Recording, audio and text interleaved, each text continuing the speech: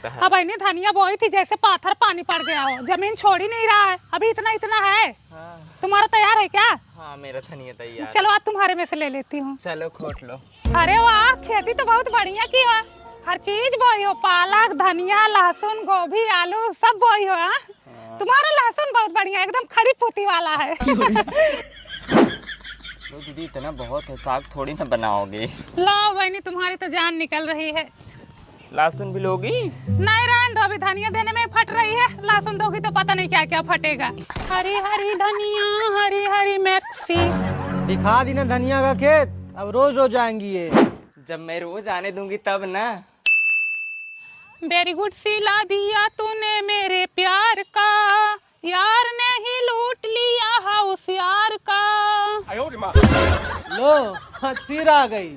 अब बहिनी रे तो एकदम से परक गई है, तसला लेके आओ, आज मैं राखी छीट देती हूँ।